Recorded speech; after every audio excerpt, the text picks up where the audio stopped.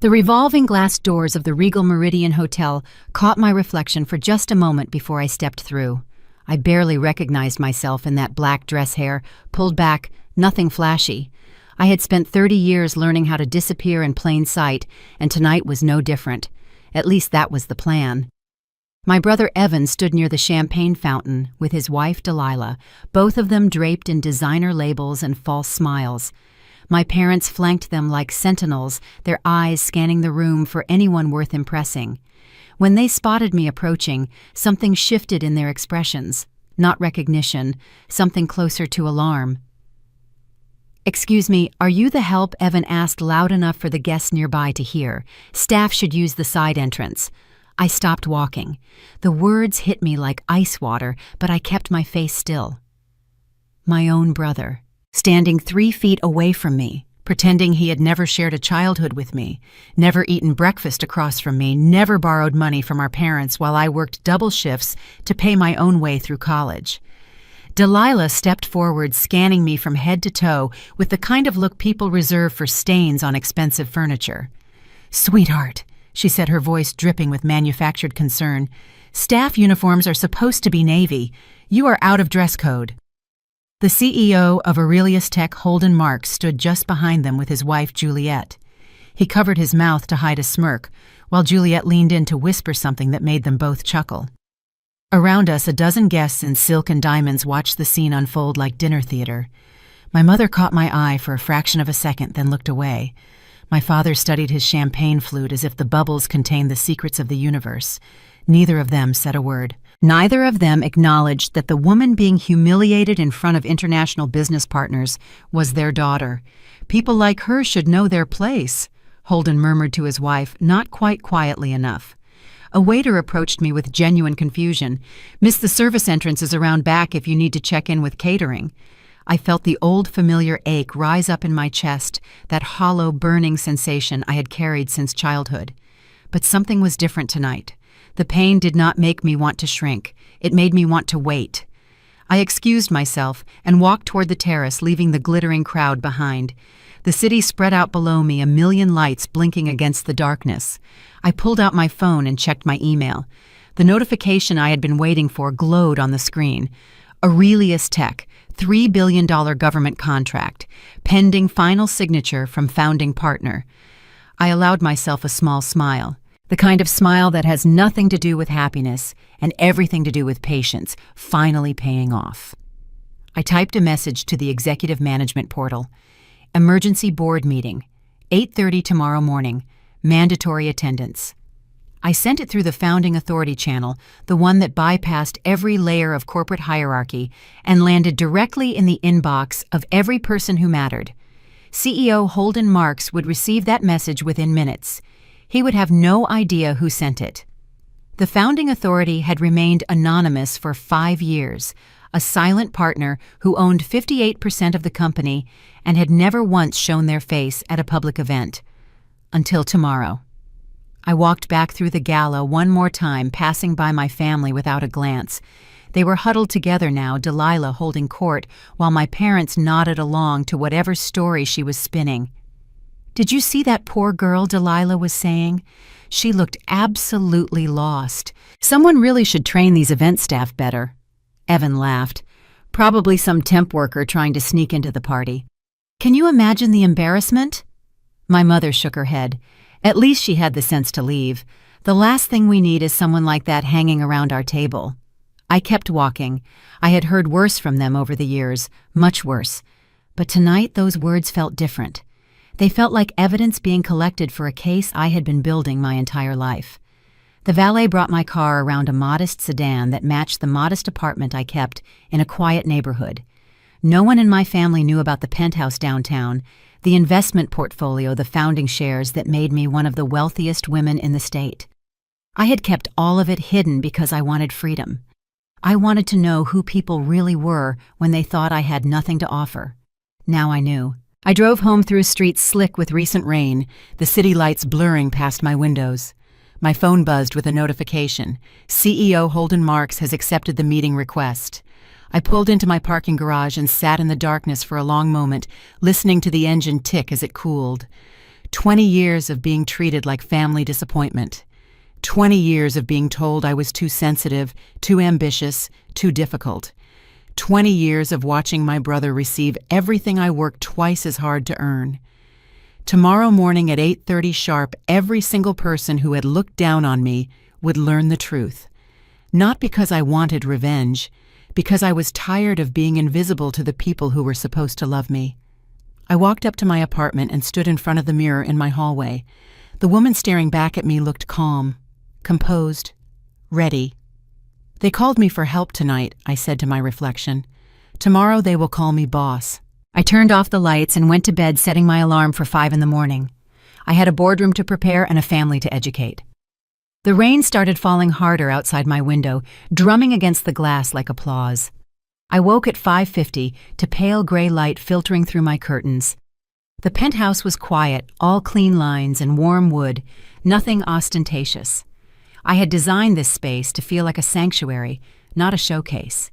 The contrast with last night's chaos felt almost surreal. I made tea and sat by the window watching the city wake up below me. The memory of Delilah's voice kept playing in my head. Staff should use the side entrance, as if I were some intruder at my own company's event. But this morning my mind felt clear. Today was the day everything would change. I checked my email one more time. The meeting was confirmed. Every executive, every board member, every person who had authority at Aurelius Tech would be sitting in that conference room in less than 3 hours. They thought they were meeting some mysterious founder, some shadowy investor who had been pulling strings from behind the scenes. They had no idea they had already met me, many times. They just never bothered to look. I showered and dressed in my sharpest suit, charcoal gray with a white blouse. Professional but understated. I was not trying to make a statement with fashion. The statement would come from the truth itself. As I prepared, I let my mind wander back to where all of this began. I grew up in Minneton, a mid-sized town where everyone knew everyone and gossip traveled faster than the speed of sound. My parents were comfortable, not wealthy, but they had aspirations that far exceeded their bank account. From the moment my brother Evan was born 2 years before me, he became the center of their universe. Evan was the future of the family. That was the phrase I heard more times than I could count. He got the private tutors, the leadership camps, the new car at 16. I got hand-me-downs and the expectation that I would help with housework while he studied. When Evan went off to college, my parents paid every cent. They rented him an apartment near campus, bought him a new wardrobe, gave him money that would have covered my groceries for a year. When it was my turn, they sat me down at the kitchen table and explained that they simply could not afford to do the same for me. I never asked them to. By then, I had already learned that asking for things only led to disappointment. So I worked. I waitressed at a diner downtown, typed data entry reports late into the night, tutored high school students on weekends. I paid my own tuition, bought my own books, found my own apartment in a building with water stains on the ceiling, and neighbors who played music until 3 a.m. I studied computer science because I was good at it, and because it felt like a language that did not judge me. Code did not care whether I was the favorite child. Code only cared whether I got the syntax right. By the time I was 24, I had co-founded a small tech company with 2 friends from college. We worked out of a cramped apartment, surviving on instant noodles and caffeine, writing the algorithms that would eventually become the backbone of Aurelius Tech's logistics platform. When the venture capitalists came calling, my partners wanted to sell. I refused. I held on to my shares. 58% of a company that nobody believed would survive its first year. My partners thought I was foolish. My family did not even know what I was doing. They were too busy celebrating Evan's latest failed business venture, the one my parents had funded with their retirement savings. Aurelius Tech grew. Then it exploded. Within 5 years, we were worth billions, and I had quietly become one of the most powerful people in the industry. But I never wanted the spotlight. I hired Holden Marks as CEO because he seemed competent and trustworthy. I stayed in the background guiding decisions through anonymous memos and encrypted channels. I told myself I was protecting my privacy. But the truth was more complicated. I was protecting myself from my family, from their jealousy, their demands, their endless ability to make me feel small. If they knew what I had built, they would find ways to claim it, to diminish it, to remind me that no matter how much money I made, I would always be the daughter who was never quite good enough. So I kept quiet. I lived simply. I watched from the shadows as my company grew, and my family continued to treat me like the hired help. The irony was not lost on me. At Aurelius Tech events, I dressed down deliberately. I wanted to see how people behaved when they thought I was nobody. What I learned over the years confirmed everything I had suspected. The executives ignored me. The board members looked through me, and my own family pretended not to know me when it suited their image. Last night was different only in degree, not in kind. They had always treated me this way. The gala just made it public. I finished my tea and checked the time. 7:15. The meeting was in 75 minutes. My phone buzzed with messages from the family group chat. My mother was complaining about the catering at the gala. Evan was bragging about a conversation he had with CEO Holden. Delilah was posting photos of herself in her designer gown. None of them mentioned me at all. Then a new message appeared from Evan. Big meeting at Aurelius Tech this morning. The founding partner wants to discuss the $3 billion contract. This could be huge for my career. He had no idea that the founding partner was his sister. The sister he had called the help in front of 100 strangers. I put down my phone and grabbed my bag. Time to go to work. The drive to headquarters took 20 minutes. The building rose 42 stories above the downtown skyline, all glass and steel and ambition. I had helped design this tower in its earliest phases. Every floor plan, every meeting room, every piece of artwork in the lobby had my fingerprints on it somewhere. The security guard at the front desk nodded as I walked past. "Good morning, Ms. Lane." The people who worked directly with the founding authority knew who I was. My executive assistant, my legal team, a handful of senior engineers who had been with me since the beginning. They kept my secret because they understood its value. In a company this large, anonymity was power. I took the private elevator to the 42nd floor. The conference room was already set up, a long table surrounded by leather chairs, a screen displaying the company logo. In less than an hour, this room would be full of people who had underestimated me for years. I sat down at the head of the table and opened my laptop. The contract documents glowed on the screen. $3 billion, the largest government deal in our company's history, and every signature required my approval. The door opened and my assistant stepped in. "They are starting to arrive," she said. "Should I send them up?" I nodded. "Let them come." One by one they filed in. Department heads and vice presidents, legal counsel, and financial officers. They took their seats with the nervous energy of students waiting for an exam. CEO Holden Marks arrived last, looking slightly flustered. He had clearly spent the morning trying to figure out who had called this meeting and why. When my brother Evan walked through the door with Delilah trailing behind him, I felt my heart rate increase for the first time all morning. He was wearing his most expensive suit, the one he saved for occasions when he wanted to impress. He scanned the room, nodded at Holden, and took a seat near the middle of the table. Then he noticed me sitting at the head. His face went through several expressions in rapid succession: confusion, annoyance, dismissal. "Arya," he said, "what are you doing here? This meeting is for executives only." Delilah leaned over to whisper something, probably a comment about my outfit or my audacity in showing up uninvited. I did not respond. I simply opened my laptop, connected it to the main screen, and watched as my credentials appeared in bold letters for everyone to see. Founding partner, majority shareholder, 58% ownership. The room went absolutely silent. Holden Marks turned pale. Evan's mouth fell open. Delilah looked like she might faint. I folded my hands on the table and looked at each of them in turn.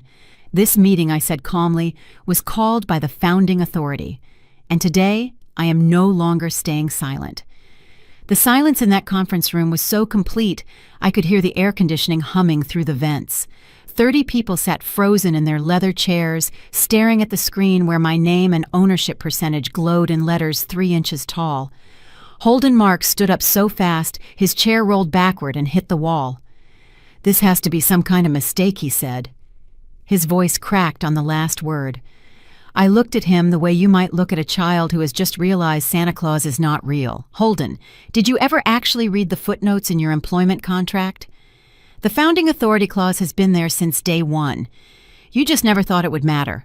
Around the table, executives were frantically checking their phones and tablets, pulling up company records, searching for confirmation of what they were seeing. One by one, their faces changed as the truth sank in. Evan shook his head like a dog trying to clear water from its ears. Arya, what is this? Some kind of joke. You cannot possibly be the founder. I turned to face him directly for the first time. The brother who had called me the help less than 12 hours ago. The brother who had received everything I worked twice as hard to earn.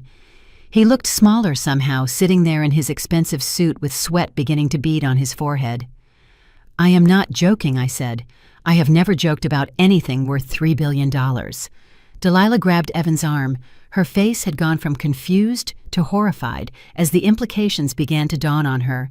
She had spent last night telling everyone at the gala that I was out of dress code, that I should have used the service entrance, that people like me should know their place. Now she was sitting in a boardroom where I owned more than half of everything. A vice president I barely recognized cleared his throat. We thought you were someone from the support department, he said quietly. All these years. We had no idea. I know, I said. That was the point. Holden was still standing, his hands gripping the edge of the table like he might fall over without support. But why? Why hide it? You could have had offices, assistants, anything you wanted. I wanted to see who people really were, I said, and I saw plenty. The door opened and my parents walked in. They had received a message that their children were in an important meeting and had apparently decided to come offer moral support. My mother was already smiling her public smile, the one she wore when she wanted to impress strangers. My father looked around the room with the self-satisfied expression of a man who believed he belonged anywhere his son was invited. Then they saw me sitting at the head of the table. My mother's smile froze. What is going on here? Why is Arya sitting there? My father frowned. Is this some kind of administrative error? Arya, get up and let the real executives have their seats. The executives around the table exchanged uncomfortable glances. Several of them shifted in their chairs, clearly unsure how to handle the situation. They had just learned that I owned their company. And now my parents were treating me like a child who had wandered into the wrong classroom. I stayed exactly where I was. There is no error, I said. I called this meeting. I own 58% of this company. And I have some things to discuss with the leadership team. My mother laughed a nervous, high-pitched sound. Arya, sweetheart, whatever game this is, it is not appropriate. We are in a professional setting. Mom, Evan said, his voice strained, look at the screen. My mother turned and saw my name displayed next to the ownership percentage. The color drained from her face. I watched something shift behind her eyes, a rapid recalculation of everything she thought she knew about her children.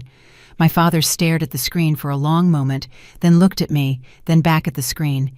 His jaw worked, but no words came out. I let them absorb it. 20 years of being dismissed, overlooked, told I was too ambitious for my own good. 20 years of watching my brother fail upward while I built an empire in secret. All of it compressed into this single moment of revelation.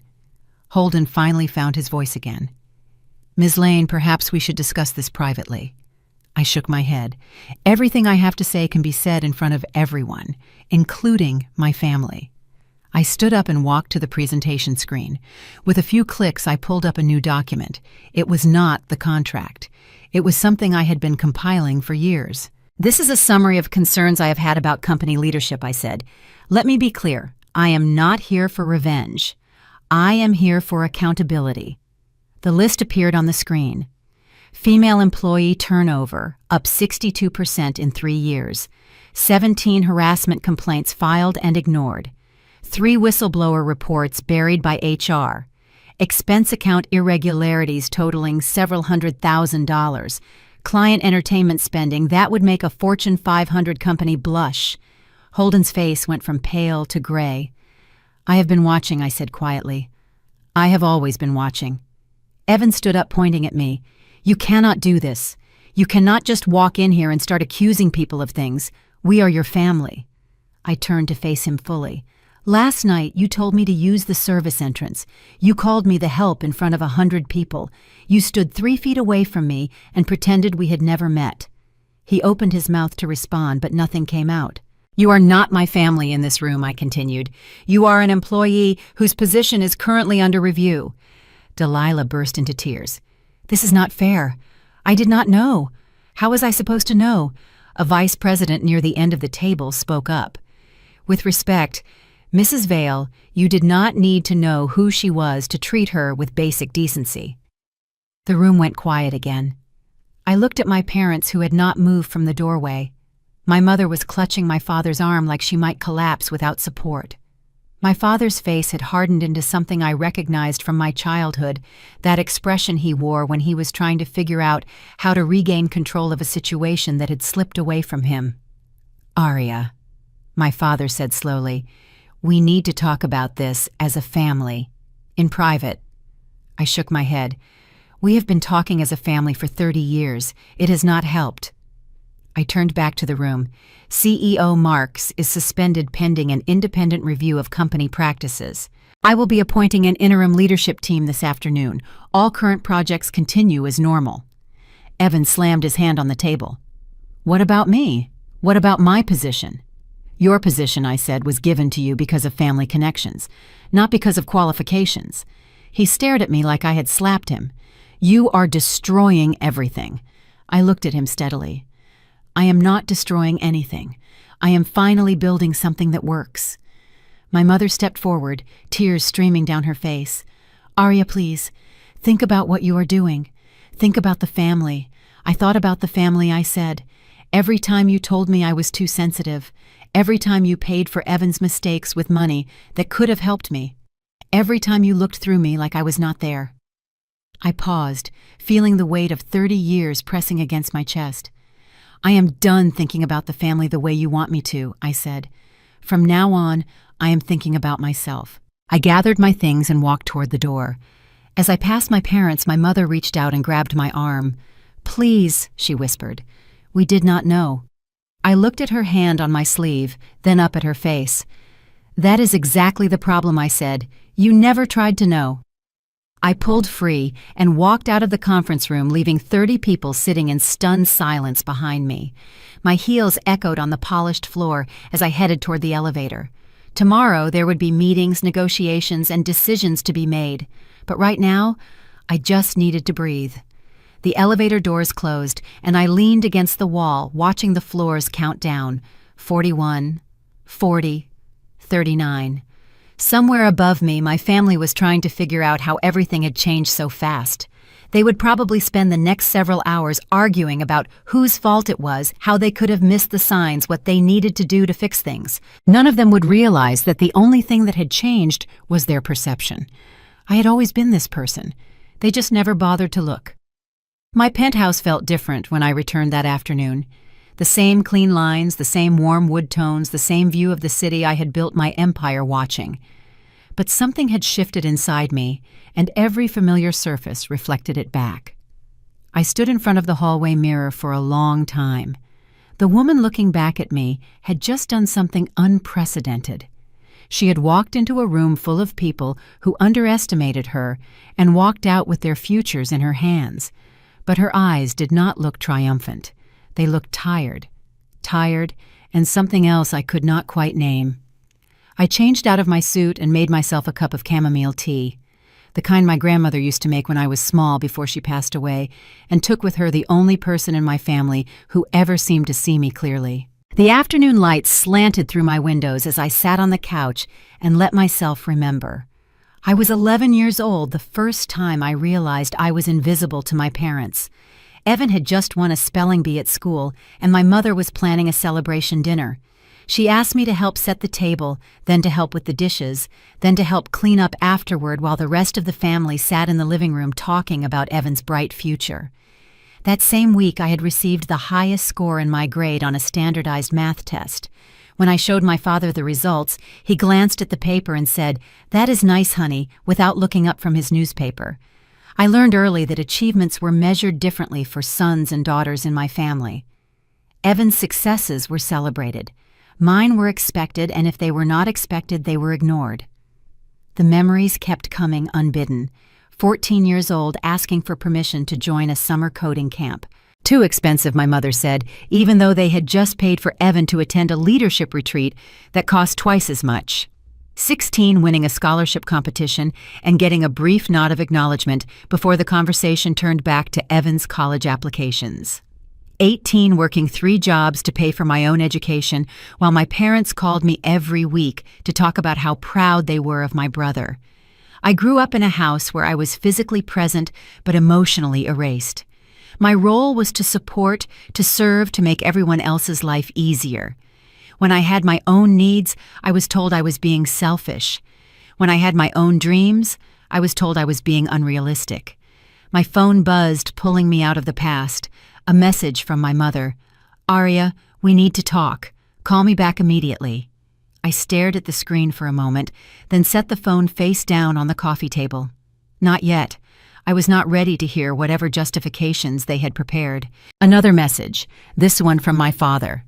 "What you did today was unacceptable. You embarrassed the entire family. We expect you at dinner tonight to discuss this properly." I felt something cold settle in my chest. Even now, after everything that had been revealed, they were still issuing commands, still expecting me to fall in line, still treating me like a wayward child who needed to be corrected. The phone buzzed again. Delilah this time. "Hey, Aria, I know things got intense today, but we should clear the air. I honestly had no idea who you were at the gala. If I had known, obviously, I would have treated you differently." I read that message 3 times. If I had known. The words stuck in my throat like broken glass. She was not apologizing for how she treated me.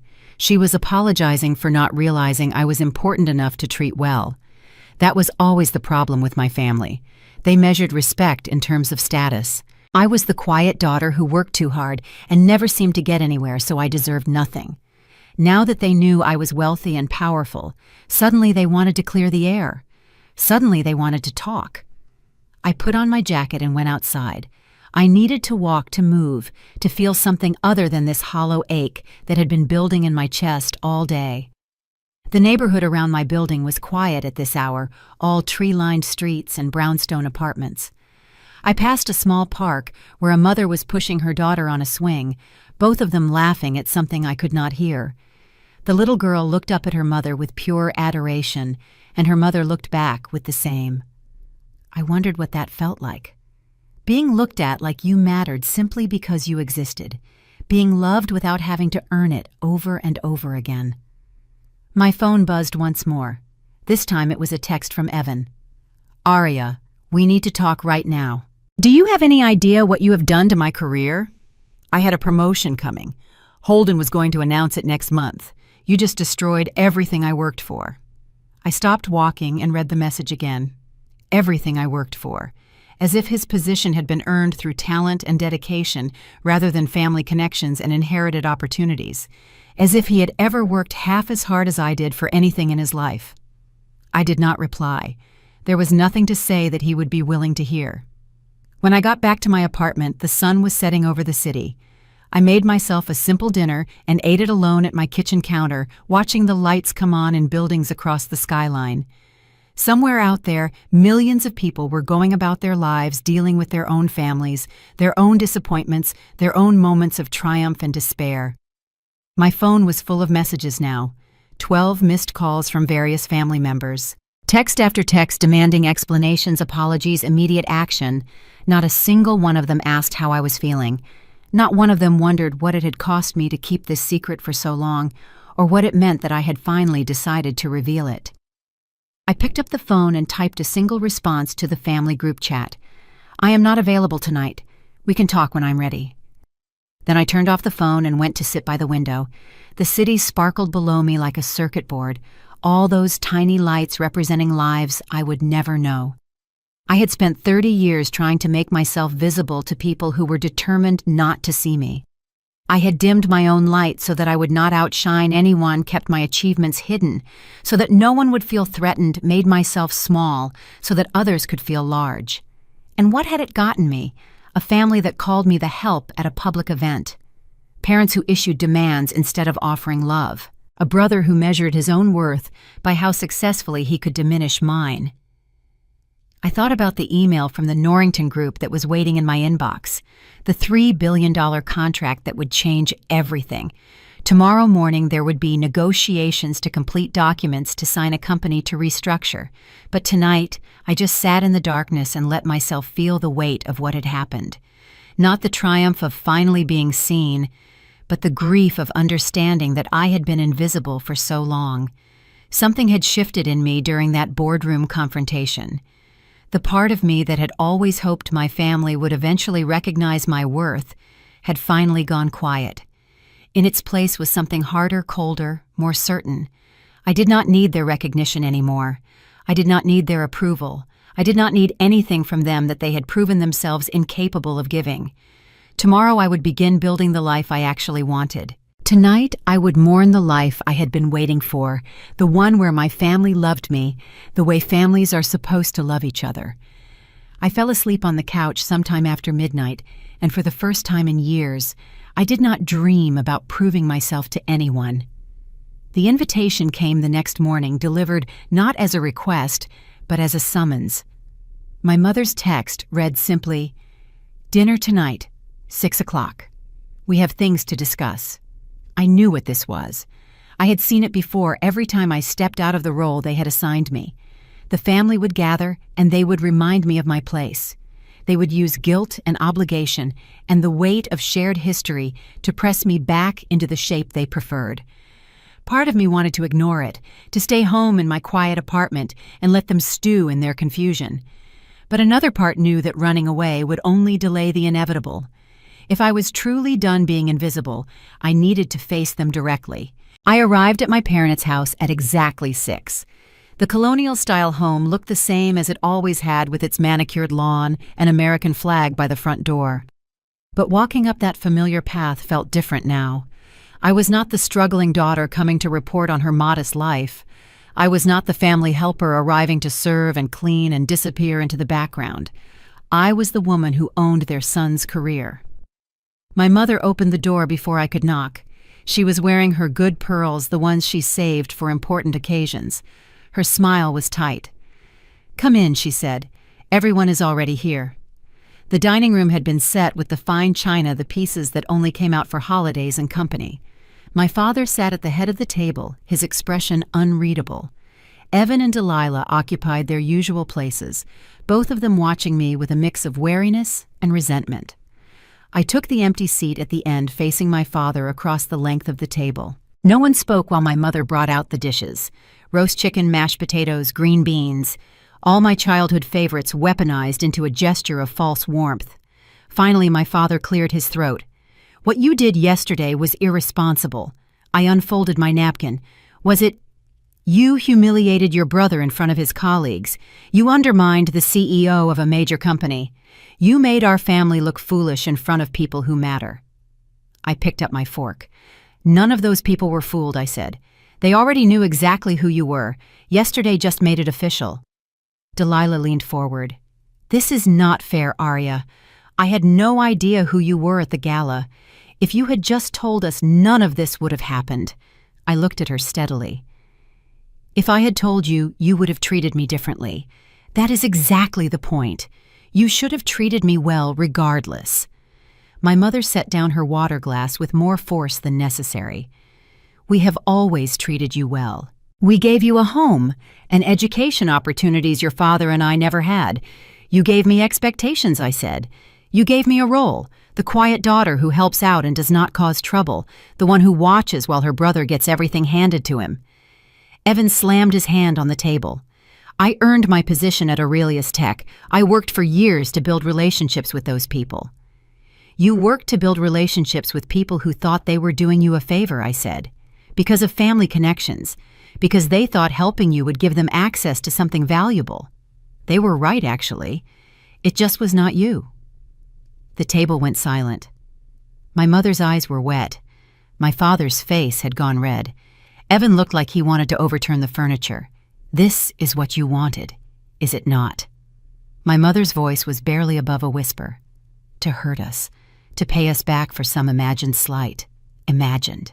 the word hung in the air between us. When I was 16, I said slowly, I worked 40 hours a week at the diner downtown so I could save money for college.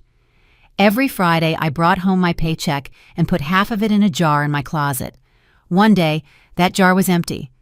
Do you remember what happened to that money? No one answered, but I saw my father's eyes flicker. You took it, I said. You told me you needed it for Evan's car insurance. You said you would pay me back. That was 14 years ago. I never saw a penny. We were going through a difficult time, my mother said. Your father's business was struggling. We had no choice.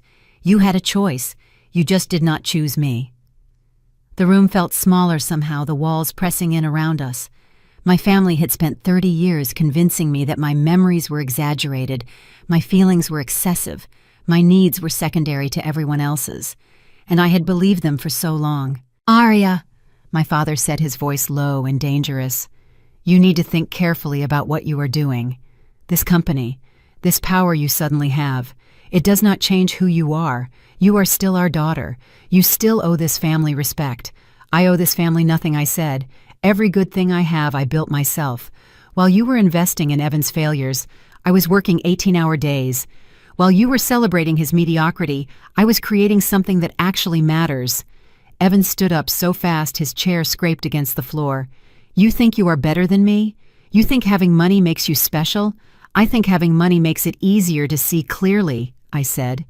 When I was broke, I told myself that maybe you all treated me badly because of stress, because of financial pressure, because circumstances were difficult. But circumstances are not difficult anymore. I could buy this house 100 times over, and you still treat me like the help. Delilah started crying. This is not how families work, she sobbed. You do not just turn your back on people who raised you. I looked at her. This woman who had called me staff at a public event less than 48 hours ago. Families protect each other, I said. Families lift each other up. What have any of you ever done to protect me? No one had an answer. I pushed back my chair and stood up. Tomorrow I have meetings about the $3 billion contract, the one that will determine the future of the company where Evan works. I will make decisions that affect hundreds of employees and their families. And I will make those decisions based on what is best for the business, not what is best for anyone sitting at this table. My father's face went pale. You cannot cut your brother out of his own career. I can do whatever I want, I said. That is what having 58% ownership means. I walked toward the door. My mother called after me, her voice cracking. If you leave now, do not expect us to welcome you back. I turned and looked at her one last time. The woman who had birthed me and raised me and spent 3 decades making me feel like I was never quite enough. I stopped expecting anything from you years ago, I said. That is the only reason I survived. I walked out into the evening air. The sky was dark now, and somewhere down the street a dog was barking. I got in my car and drove for a long time, not going anywhere in particular, just moving through the night. When I finally got home, I checked my phone. A message from my mother read, "Do not embarrass us again." I deleted it without responding. Tomorrow would bring new challenges, new negotiations, new opportunities to prove what I was capable of. But tonight, I had done something that mattered more than any business deal. I had finally stopped asking for a seat at their table. The morning after that disastrous dinner, I woke to 17 messages on my phone. Most were from family members demanding explanations, apologies, or immediate concessions. But one stood out, an email from the Norrington Group, confirming that their leadership team would be arriving at Aurelius Tech headquarters for the final contract negotiations. I dressed carefully, choosing a navy suit that conveyed authority without ostentation. This was the day everything would become official. The $3 billion contract. My identity as a founding partner. The restructuring that would reshape the company I had built from nothing. When I arrived at headquarters, the lobby was already buzzing with nervous energy. Word had spread about yesterday's revelation, and employees who had never given me a second glance were now studying me with a mixture of curiosity and fear. The conference room on the 39th floor had been set up for the occasion. Representatives from both companies were taking their seats, but what caught my attention was the row of VIP chairs near the back. My parents, Evan and Delilah, were all there sitting together with expressions that ranged from defiant to terrified. I learned later that they had received an urgent message from CEO Holden explaining that the founding partner wanted everyone connected to the gala incident present for this meeting.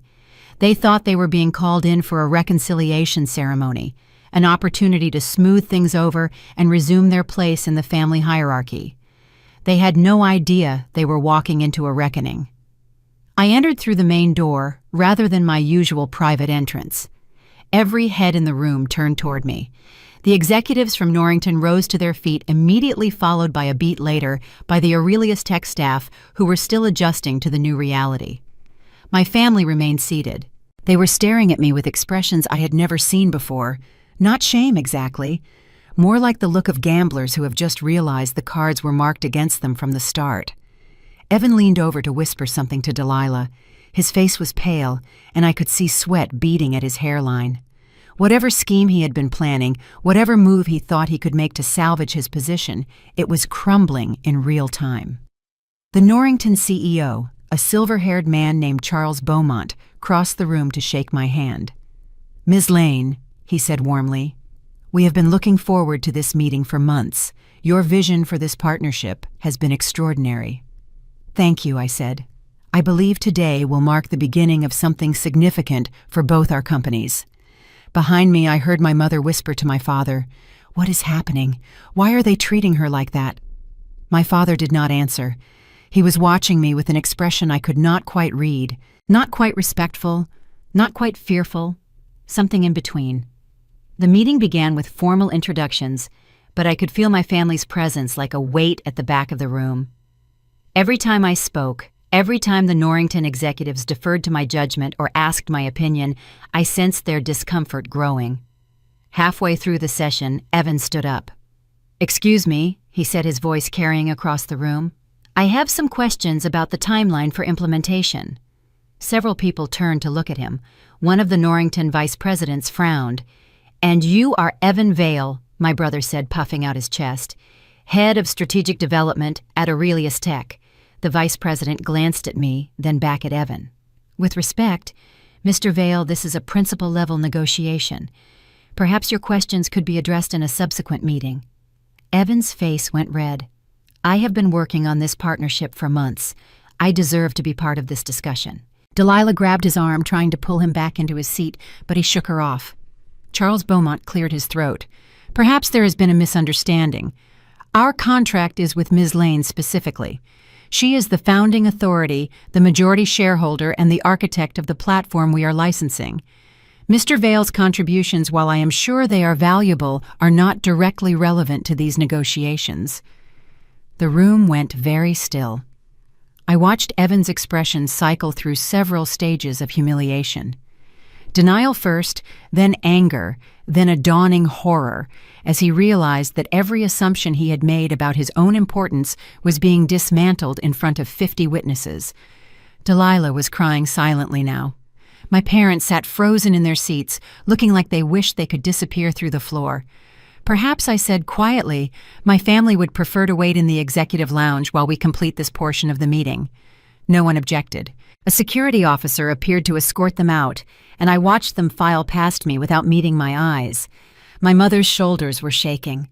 My father walked with the rigid posture of a man who was holding himself together through sheer force of will. Evan paused at the door and turned back to look at me. His eyes were wet, and for a moment I saw him not as the golden child who had received everything I had been denied, but as a man whose entire identity was built on a foundation that had just crumbled. "Arya," he whispered. Why, I could have answered him in 100 different ways. I could have listed every slight, every dismissal, every moment when he had benefited from a system designed to diminish me. But what I said was simpler than that.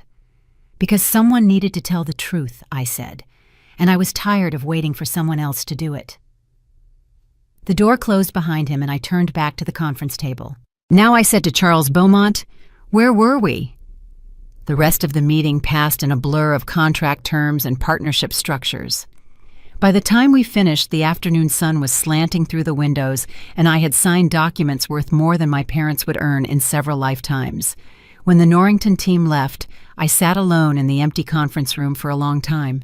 The silence felt different now, not lonely but earned, like the quiet that comes after a storm has finally passed. My phone buzzed with a message from my father. "We need to talk. Tonight." I typed back a single word, "Tomorrow." Then I gathered my things and went home to sleep better than I had in years. The emergency board meeting I called for the following morning was not about contracts or quarterly projections. It was about something far more fundamental. I arrived at headquarters before dawn, wanting time to prepare before anyone else showed up. The building was quiet at that hour, all empty hallways and sleeping computers. I walked through the space I had helped create, touching the walls, looking out the windows at the city, just beginning to wake up below. By 8 o'clock, the conference room was full.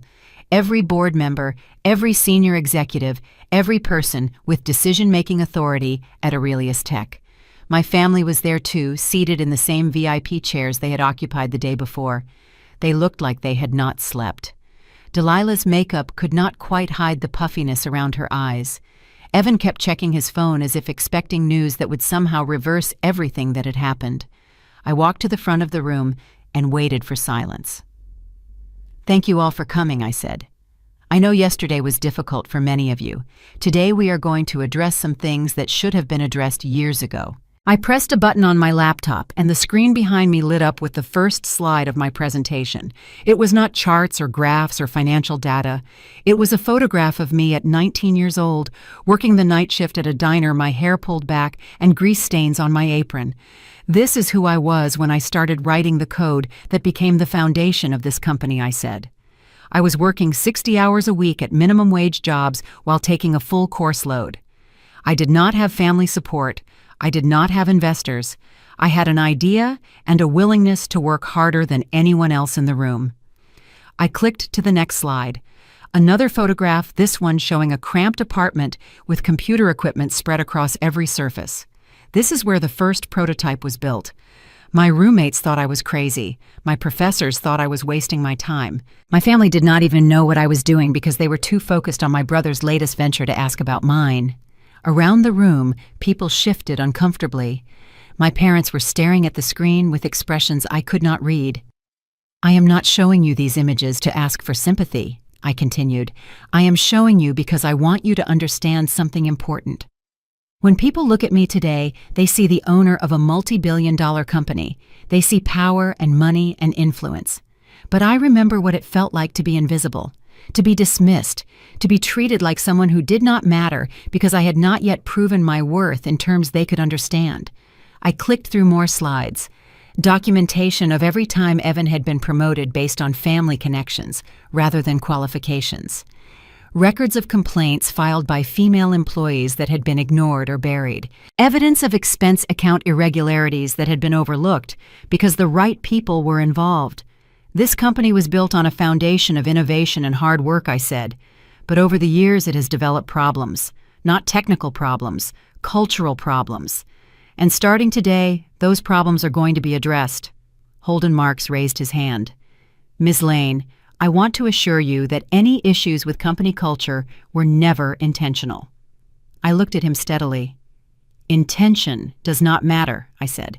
"Impact does. And the impact of the decisions made under your leadership has been harmful to many employees who deserved better." I turned to face my family directly for the first time. "I spent my entire life trying to earn recognition from people who were determined not to see me," I said. "I thought if I worked hard enough, achieved enough, succeeded enough, eventually you would acknowledge that I had value. But I understand now that the problem was never my achievements. The problem was that you had already decided who I was allowed to be." My mother opened her mouth to speak, but I held up my hand. "At the gala 2 nights ago, I was called the help by my own family, in front of business partners, in front of colleagues, in front of people whose respect matters for the future of this company. That moment crystallized something I have been trying to understand for 30 years. I paused, letting the weight of the silence fill the room. "You did not see me because you did not want to see me, because seeing me would have meant acknowledging that your golden child was not actually the most talented person in the family, that the daughter you dismissed and overlooked had built something larger than anything you could imagine. That would have threatened the story you needed to believe about your own choices and priorities. Evan stood up. Aria, this is not the place for family drama. I looked at him calmly. You are right, this is a place of business. So let me be clear about the business implications. I clicked on a new slide, a list of names and positions. As of today, I am implementing a comprehensive review of all leadership positions at Aurelius Tech. Everyone will be evaluated based on their actual contributions, not their connections. Those who have earned their positions will remain. Those who have not will be given support in transitioning to more appropriate roles. Evan's face went white. You are firing me. I am giving you an opportunity to prove yourself on your own merits, I said.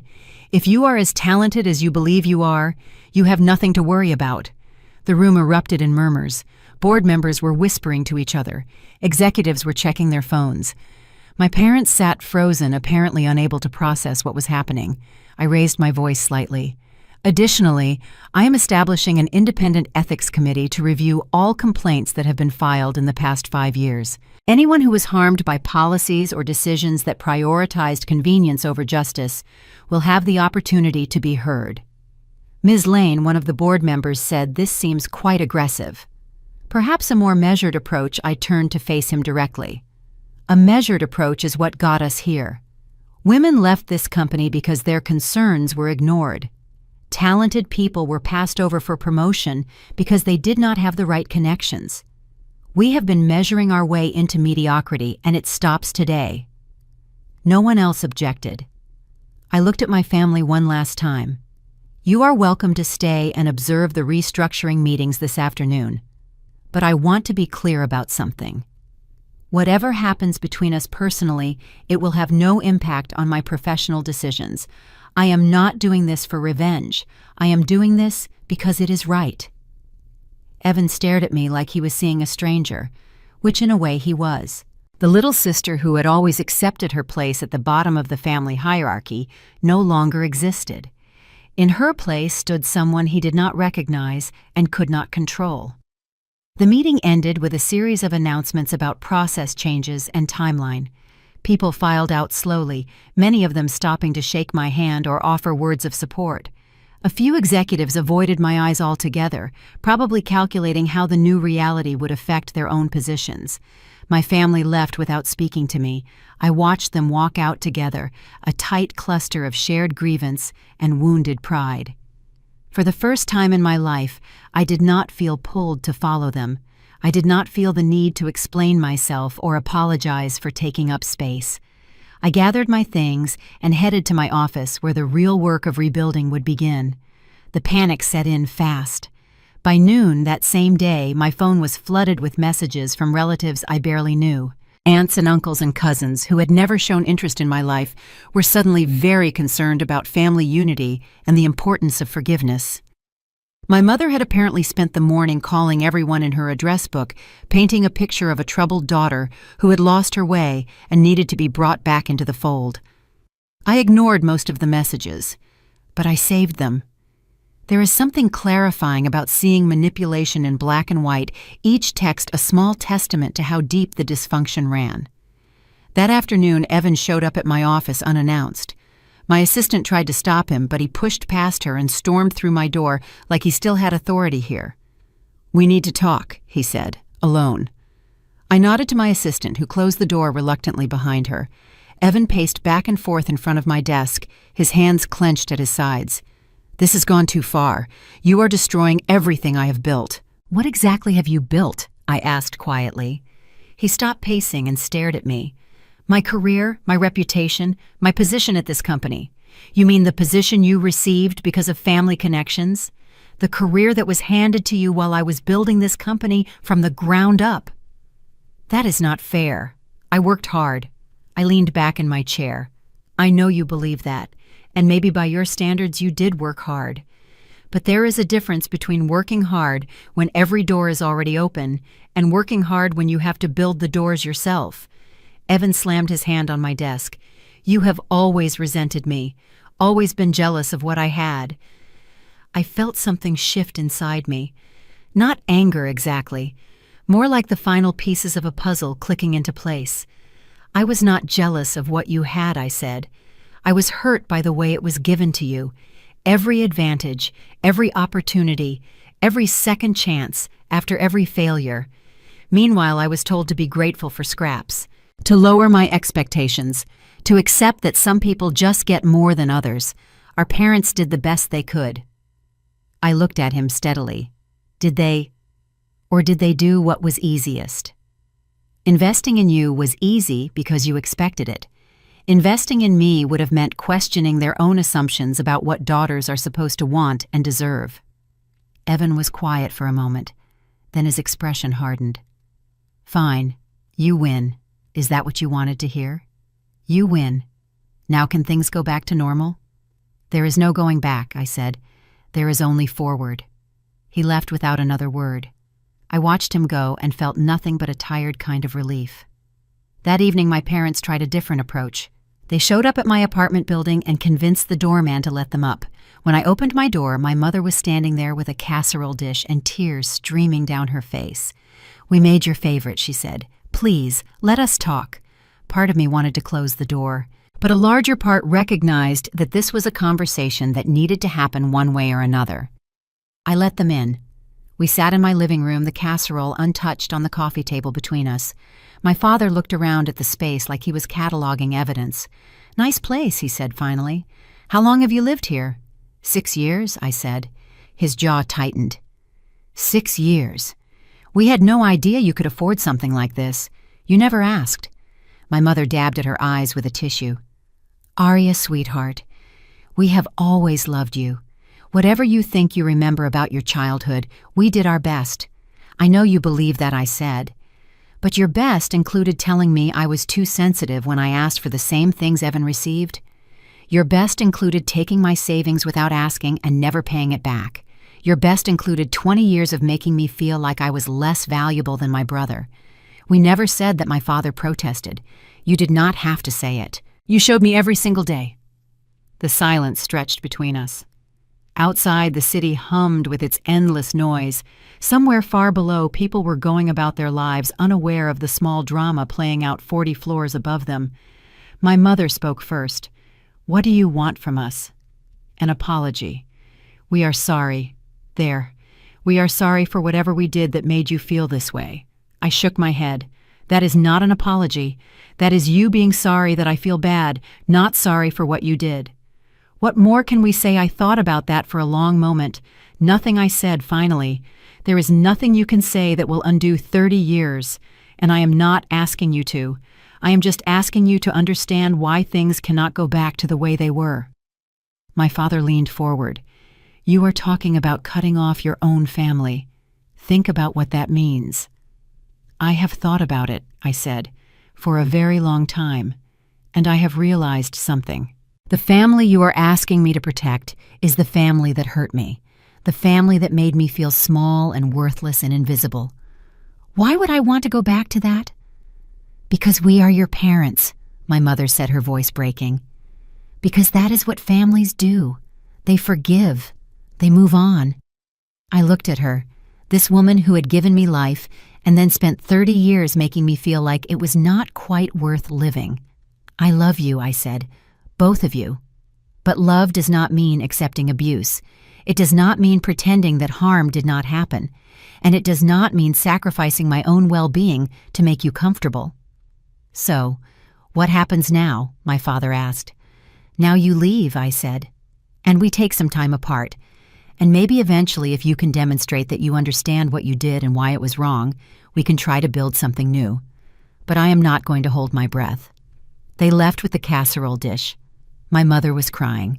My father walked with the rigid posture of a man who could not decide whether to be angry or ashamed.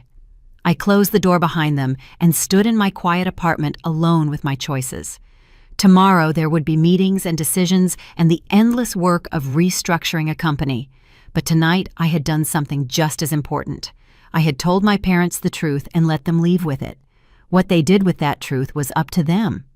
The counterattack came 3 days later, faster and more coordinated than I had expected. It started with a call from a cousin I had not spoken to in years.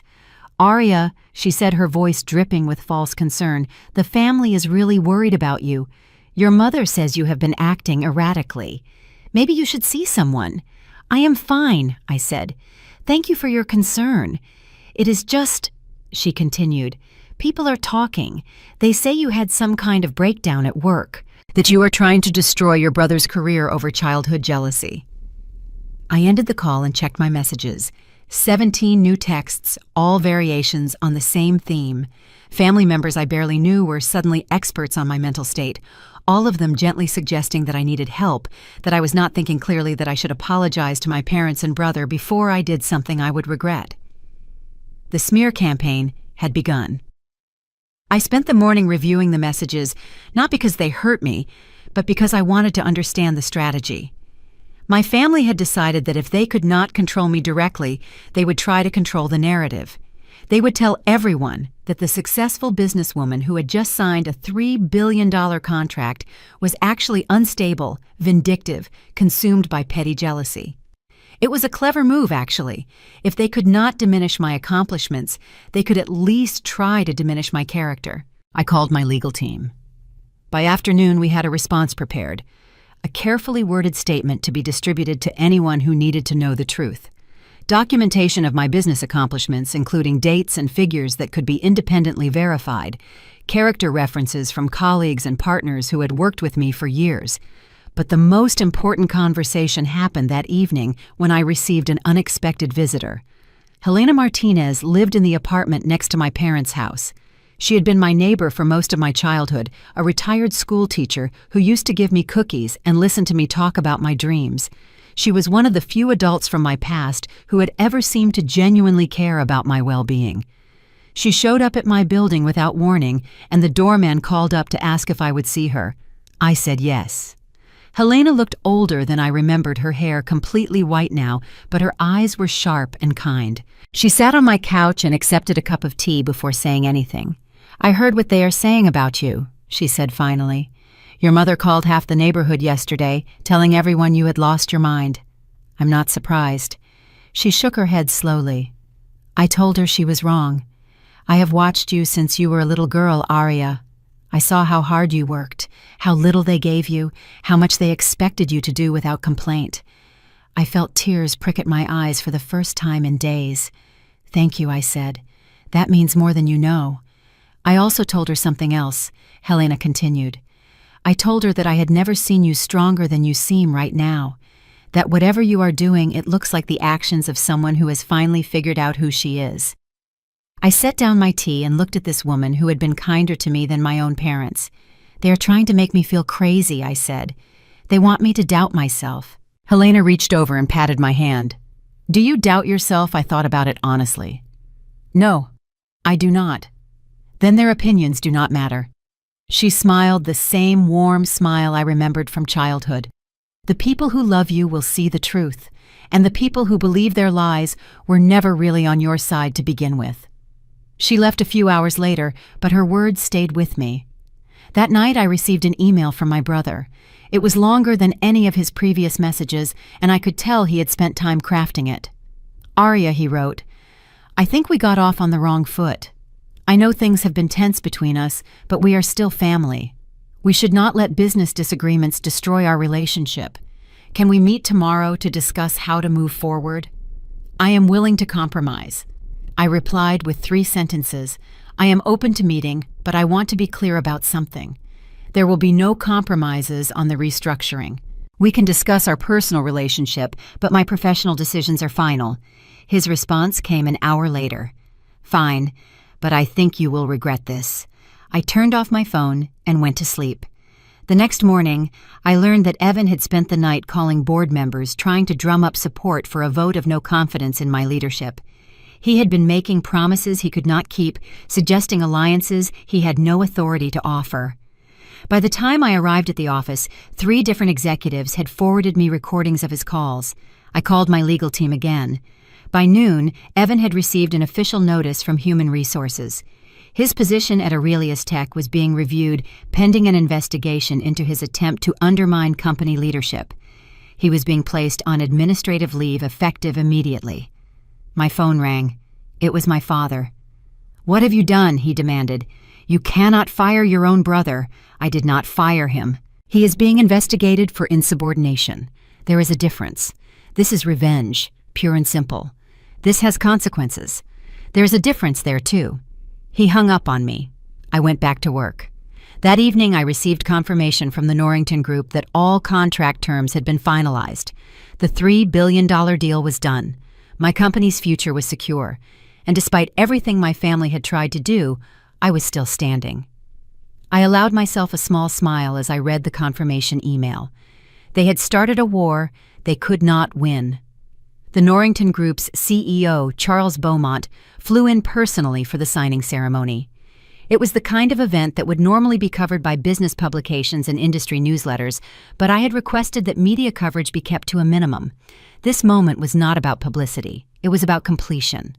The conference room had been arranged with careful attention to detail. A long mahogany table dominated the space with the contract documents laid out in neat stacks at the center. Representatives from both companies filled the chairs along each side, their expressions a mixture of excitement and relief that months of negotiation had finally reached this conclusion. I arrived early and spent a few minutes looking out the window at the city below. Somewhere down there, my family was probably plotting their next move. My brother was on administrative leave, his career hanging by a thread. My parents were still trying to convince anyone who would listen that I had lost my mind. And Delilah had started a whisper campaign among the society wives, suggesting that my success was somehow unearned or suspicious. None of it mattered anymore. When Charles arrived, he crossed the room to shake my hand. "Ms. Lane, this is a historic day for both our companies." "I agree," I said, "though I admit I am ready for the negotiations to be over." "There are other things I need to focus on," he laughed. "I imagine there are. I have heard some interesting rumors about changes at Aurelius Tech. Restructuring is always challenging, but necessary." The door opened and more people filed in. Board members, department heads, legal representatives, and then, to my surprise, my brother. Evan walked in like he owned the room. He was wearing his best suit, the one he saved for occasions when he wanted to impress. His expression was a mask of confidence that I recognized from years of watching him bluff his way through situations he did not actually understand. Behind him came Delilah, her smile brittle and her eyes calculating. They took seats near the back of the room, clearly intending to observe the proceedings. I caught the eye of my head of security, who shrugged slightly. He had not been able to stop them without creating a scene. Fine, let them watch. The ceremony proceeded smoothly. Contract terms were reviewed, signatures were collected, photographs were taken for company archives.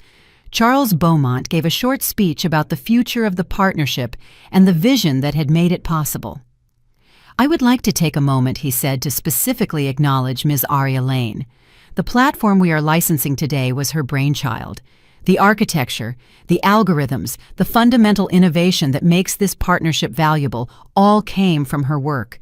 She built something remarkable, and she did it while facing obstacles that would have stopped most people."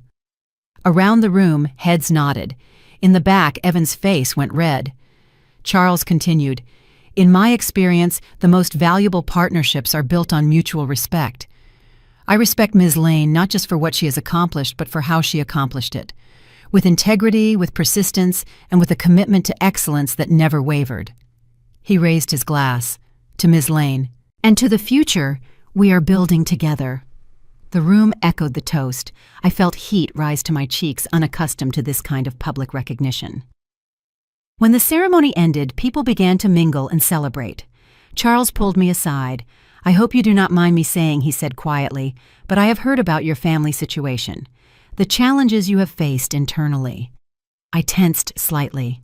"News travels fast." He nodded. "It does. And for what it is worth, I want you to know something. In all my years of business, I have never seen anyone handle a difficult situation with more grace than you have. Lesser people would have been vindictive. You have been fair. I am not sure everyone would agree with that assessment. The people who matter would." He smiled and squeezed my shoulder. "Take care of yourself, Ms. Lane. You have earned everything that is coming your way." He moved off to speak with other guests, and I was left alone for a moment in the middle of the celebration. Evan appeared at my elbow. "Quite a show," he said, his voice tight with barely contained anger. "It is not a show. It is business. You humiliated me. In front of everyone." I turned to face him directly. "Evan, you put yourself on administrative leave by trying to undermine the company. I did not do that to you. You did it to yourself." His jaw clenched. "This is not over." "You are right," I said. "It is not. There is still an investigation to complete, and depending on what it finds, there may be further consequences." "I am your brother," he hissed. "Does that mean nothing to you?" I thought about that question carefully before answering. It used to mean everything I said. I used to believe that family was more important than anything else, that I should accept whatever treatment you gave me because we shared the same blood. But I learned something important over the years. That the people who hurt you most are often the ones who think they have a right to. Evan stared at me for a long moment. Something in his expression shifted, some wall crumbling that he had not even known was there. "I never meant to hurt you," he said. His voice was quieter now, almost vulnerable. "I know you believe that, and maybe you did not mean to. But the effect was the same either way." I left him standing there and went to say goodbye to the rest of the guests. When I finally made it back to my office, the sun was setting over the city, painting everything in shades of gold and amber. I sat at my desk and looked at the signed contract in front of me. $3 billion, a partnership that would shape the future of my company for decades to come. And I had done it all without any help from the family that had tried so hard to keep me small. My phone buzzed with a message from my mother. "We need to talk about Evan. Please call me." I typed back a single word, "Tomorrow." Then I leaned back in my chair and let myself feel for just a moment the weight of everything I had accomplished. Tomorrow there would be more battles to fight, more family drama to navigate, more decisions to make about the future of the company I had built. But tonight, I won. The storm that had been building for weeks finally broke on a Thursday evening when my entire family showed up at my apartment unannounced. I was just finishing a quiet dinner when the doorman called up to tell me I had visitors. Multiple visitors. Insistent ones. I let them come up. The elevator doors opened and they poured into my hallway like a flood. My father first, his face red with barely controlled rage. My mother behind him clutching her purse like a weapon. Evan and Delilah bring up the rear, their expressions a mixture of desperation and defiance. I opened my door before they could knock. "I was wondering when you would all show up together," I said. "Come in." They filed into my living room and arranged themselves on my furniture like they were staging an intervention, which I suppose they were. My father spoke first. "This has gone far enough. You are tearing this family apart over some grudge from your childhood." I sat in the chair across from them. "Some grudges. That is an interesting way to describe 30 years of being treated like I did not exist." "We never treated you that way," my mother protested. "You were always loved. I was always tolerated. There is a difference." Evan leaned forward. "Look, I get it. You are angry. You feel like you got the short end of the stick. But this witch hunt you are running at the company is destroying my career. Your career was built on a foundation you did not earn. The witch hunt, as you call it, is just revealing what was already true." Delilah spoke up. "This is about the gala, is it not? That stupid comment I made, I already said I regretted what I said." "You said you regretted what you said," I said, "not for what you did. There is a difference there, too." The room fell silent. I could feel the weight of their collective frustration pressing against me, all four of them wanting something I was no longer willing to give. My father tried a different approach. "Think about what you are doing to the family name. People are talking. They say the Lanes are falling apart. The family name I repeated. You mean the name I was told was too important for me to sully. The name you used to explain why I could not have the same opportunities as Evan. The name that was always more important than my actual well-being. That is not fair," my mother said. I stood up and walked to the window. The city sparkled below millions of lights representing millions of lives. "Let me tell you something about fairness," I said, without turning around. "When I was 22, I got accepted to a prestigious graduate program, full scholarship. It was everything I had worked for. Do you remember what you said when I told you my mother was quiet? You said that was nice, but you were too busy planning Evan's engagement party to talk about it. You asked me if I could help with the decorations. That was years ago." I turned to face her. It was a pattern. Every time I achieved something, it was minimized or ignored. Every time Evan failed, it was excused or explained away. You did not see me because you did not want to see me, because seeing me would have meant admitting that you had been unfair for your entire lives. We made mistakes, my father said. All parents do. I looked at him, this man who had taken my savings and never acknowledged it, who had put his hand on Evan's shoulder and called him the future of the family while I stood invisible in the corner. The difference, I said, is that some parents learn from their mistakes. Some parents grow. You just kept making the same ones over and over again. So what do you want? Evan demanded. You want us to grovel? To beg for forgiveness? What will it take for you to stop this? I do not want you to grovel. I want you to understand. Understand what I walked back to my chair and sat down looking at each of them in turn. For 30 years, I tried to earn my place in this family. I worked harder, achieved more, asked for less. I thought eventually you would see me. That if I was just good enough, patient enough, successful enough, you would finally treat me like I mattered. I paused, feeling the truth of the words settling into the air between us. What I understand now is that it was never about me. I could not earn your love because you had already decided it belonged to someone else, and nothing I did was ever going to change that. My mother started crying. Arya, please, we love you. We have always loved you. Then love me differently, I said. Love me as the person I actually am, not the person you decided I was supposed to be. The silence stretched. Outside, the city hummed its endless song. Inside, 4 people who shared my blood sat in my home and struggled with the reality of what I had become. My father spoke first. If we try harder, if we make an effort to change, will you stop the restructuring at the company? I shook my head. No. The company decisions stand regardless of what happens between us personally. That is not about revenge. That is about building something better. Then what is the point? Evan asked. Why are we even here? I stood up. The point is that I am telling you the truth. Something I should have done years ago. I am not going to pretend anymore. I am not going to shrink myself to make you comfortable. And I am not going to accept treatment that makes me feel worthless just because we are related. So you are cutting us off, Delilah said flatly. I am setting boundaries. If you can respect them, we can have a relationship. If you cannot, then yes, we will go our separate ways. I walked to the door and opened it. I think you should leave now, I said. We all have a lot to think about. They filed out slowly. My mother still crying. My father rigid with suppressed anger. Evan looking lost. Delilah looking calculating. As they waited for the elevator, my father turned back. If your grandmother was alive to see this, he said she would be ashamed. I felt the words like a knife. He was talking about the only person who had ever truly seen me. She would be proud, I said quietly. She always told me I was stronger than I knew. The elevator doors closed and they were gone. I stood in my doorway for a long moment, feeling the echo of their presence fade from the air. Then I closed the door and went to pour myself a glass of wine. The hardest part was over. I had finally told them the truth. Now I just had to figure out how to live with the consequences. I woke to sunlight streaming through my bedroom windows, and a silence so complete it felt almost sacred. For the first time in weeks, my phone was not buzzing with angry messages. No demands, no accusations, no attempts at manipulation. Just quiet.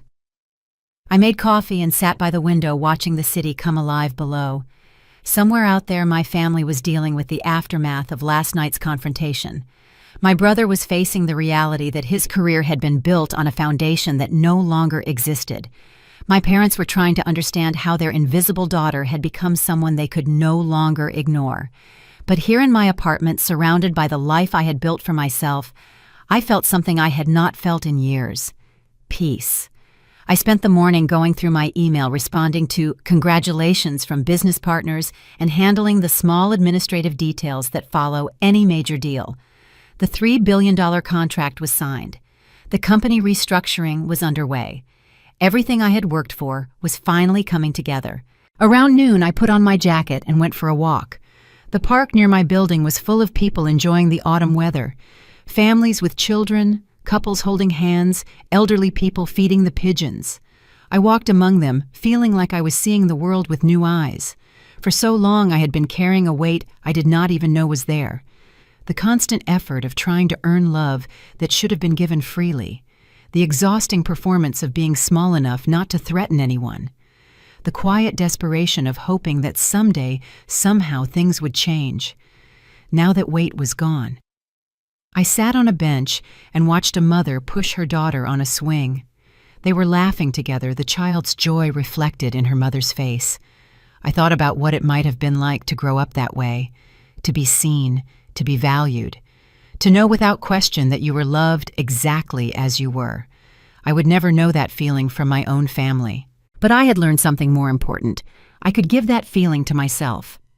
My phone buzzed. A message from Helena, my childhood neighbor. Thinking of you today. You are braver than you know. I typed back, thank you for everything. She responded with a heart emoji and nothing else.